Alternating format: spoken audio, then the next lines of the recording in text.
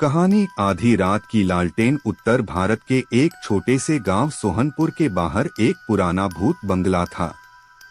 दिन में वह बंगला खंडहर जैसा लगता था, लेकिन आधी रात ठीक 12 बजे वहां एक पीली सी लालटेन अपने आप जल उठती थी।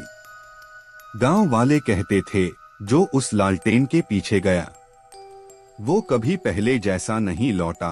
कोई कहता आत्मा है, कोई कहता शा, और कोई डर के मारे उस रास्ते का नाम तक नहीं लेता था।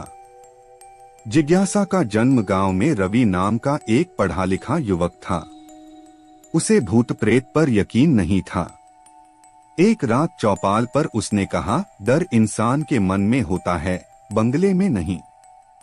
मैं आज सच जानकर रहूंगा। सबने मना किया, लेकिन रवि नहीं माना।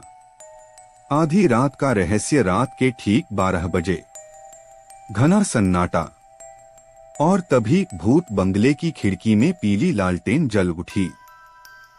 रवि का दिल जोर जोर से धड़कने लगा, लेकिन वह आगे बढ़ता गया। जैसे ही वह बंगले के अंदर पहुंचा, दरवाजा अपने आप बंद हो गया, और तभी एक धीमी आवाज गूंजी, डर मत, सच देखने आया है ना। लालटेन के पीछे की आत्मा। लालटेन की रोशनी में एक बूढ़े आदमी की परछाई दिखाई दी। उसने कहा, मैं इस बंगले का मालिक था। लालच में मैंने गांव वालों को धोखा दिया, गरीबों की जमीन छीन ली। एक रात लोगों ने मुझे यहीं बंद कर दिया। मैं तड़प तड़प कर मर गया। लालटेन उसकी अधूरी आत्मा थी जो सच बताना चाहती थी। डर नहीं, दया। रवि डर गया, लेकिन भागा नहीं।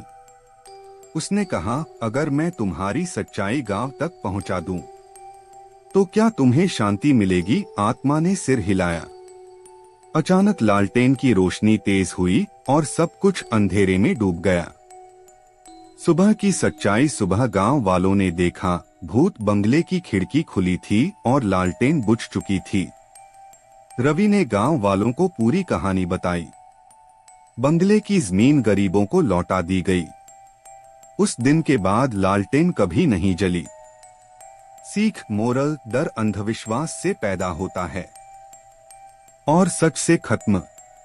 लालच की कमाई शांति नहीं देती, लेकिन सच और दया आत्माओं को भी मुक्त कर देती है।